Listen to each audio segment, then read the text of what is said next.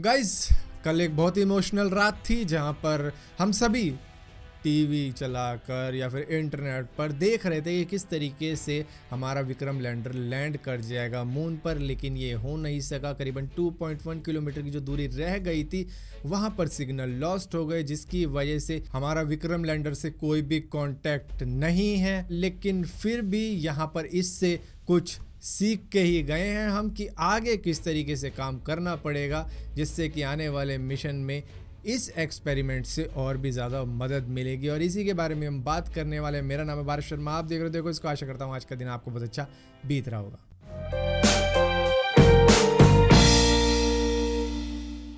दोस्तों, यहाँ पर कुछ भी बोलने से पहले मैं एक बात ज़रूर बोलूँगा जो कि पुराने ज़माने के लोग कह गए हैं, और ये जिसको समझनी है वो खुद ही समझ जाएगा। मैं बताऊंगा नहीं किसके लिए, वो खुद समझेंगे। देखो, गिरते हैं शहसवार ही मैदान जंग में, वो तिफल क्या गिरे जो घुटनों के बल चले। जो घुटनों के बल चल रहे हैं वो क्या जंग के मैदान की बात कर रहे हैं।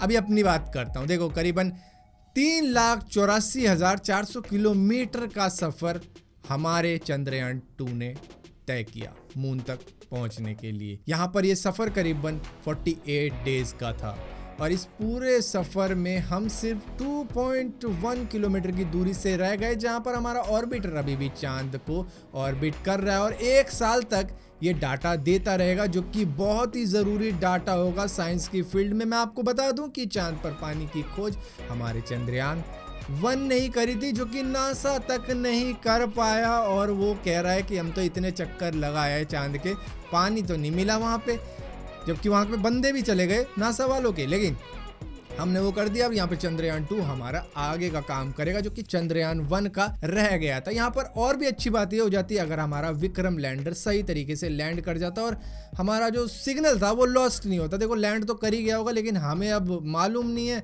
कि वो कहाँ है, और उसकी इमेज शायद हमारा ऑर्बिटर हमें दिखा भी दे कुछ दिनों के बाद में या कुछ महीनों के बाद में। 1 साल तक है, बिंदास रहो। और यहाँ पर एक बात मैं आपको बता दूं कि ये जो पूरा मिशन था ये करीबन 22 जुलाई को लॉन्च हुआ था, जिसमें करीबन 48 डेज लग गए हमें यहाँ तक पहुँचने के लिए। देखो, हमारी प्लानिंग थोड़ी सी मुश्किल थी, मतलब ऐसी थी कि जो किसी और कंट्री ने नहीं किया वो हम करके दिखाने वाले थे, जो कि हम आगे चल के करके दिखाएंगे। क्योंकि इस एक्सपेरिमेंट से, जैसा मैं कह रहा हूँ, कि हमने कुछ ना कुछ सीखा ही है। यहाँ पर देखो, मून के हम साउथ पोलर रीजन में उतरने की ट्राई कर रहे थे, जो कि चांद की डार्क साइड है, जहाँ पर सूरज की रोशनी बिल्कुल भी नहीं आती है। तो वहाँ पर कोई कंट्री तो अभी तक गई नहीं थी, तो हमने उसी के लिए ट्राई किया था, जिसके लिए हमने करीबन 15 कॉम्प्लेक्स मैन्यूवर हमने कंप्लीट किए थे इस डेस्टिनेशन तक पहुँचने के लिए। जहाँ पर मैं आपको बता दूं कि हमारी सक्सेस रेट उस रीजन में लैंड होने की सिर्फ 30% के आसपास ही थी, जो कि इसरो के चेयरमैन डॉक्टर के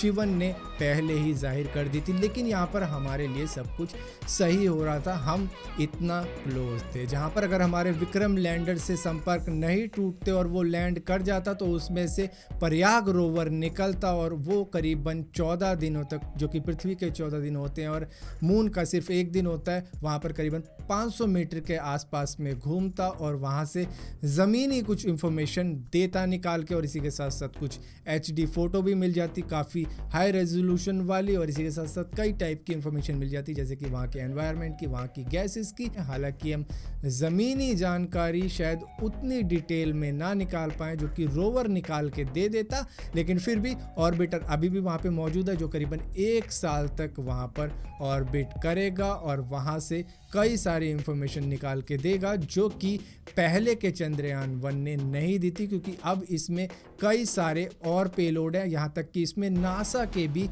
पेलोड हैं, जो कि और भी ज़्यादा मदद करेंगे पूरे मून को एक्सप्लोर करने के लिए। सो दोस्तों, यहाँ पर दुख तो ज़रूर होता है उन कुछ बातों का जो हो ना सके, लेकिन फिर भी आपको खुशी इस बात की मनानी चाहिए कि जो हुआ है। हमने दूसरी बार मून पर अपना ऑर्बिटर भेज दिया है, और इसरो ने कई कमाल की चीज़ें हमको करके दी हैं, तो हम सभी को प्राउड होना चाहिए इसरो के ऊपर और सल्यूट करना चाहिए उनकी इस मेहनत को, जिसके लिए उनके भी आंसू निकल गए कि उन्होंने इतनी ज़्यादा मेहनत करी, लेकिन ये कुछ इतना सा जो सफ़र था 2.1 किलोमीटर का वो नहीं हो पाया। लेकिन चीज़ें बहुत सी सीखी गई हैं जिससे आगे और ज़्यादा मदद मिलेगी। जैसा कि हमेशा कहा जाता है कि बुरी यादें भी कुछ सिखा कर जाती हैं, और कोई भी एक्सपेरिमेंट कभी भी फेल नहीं होता, क्योंकि एक्सपेरिमेंट इसीलिए होता है कि उससे अगला एक्सपेरिमेंट और भी इम्प्रूव किया जा सके। और इसी के साथ साथ फेलियर से कभी भी डरना नहीं चाहिए, अपने एम हाई रखने चाहिए। जो बंदा फेलियर से डरता है वो कभी भी सक्सेस नहीं पा सकता, वो हमेशा छोटी सोच ही रखेगा, जिसकी वजह से वो कभी भी फेल होगा ही नहीं, क्योंकि उसके एम बहुत छोटे हैं। जिसके एम बड़े होते हैं उसका सामना फेलियर से कभी ना कभी तो होता ही है। जिसने एम ही बहुत छोटे रखे हैं तो वो क्या फेलियर का सामना करेगा। तो फिलहाल के लिए इस वीडियो में इतना ही था। अगर वीडियो आपको पसंद आती है तो इस वीडियो को लाइक जरूर करना, शेयर जरूर करना, और इसी के साथ साथ इसी टाइप की और वीडियो देखने के लिए इस चैनल को सब्सक्राइब जरूर करना। सब्सक्राइब किया तो बेल का आइकन जरूर दबाना, वरना आपको मालूम ही नहीं चलेगा कि मैंने कोई वीडियो डाली भी है।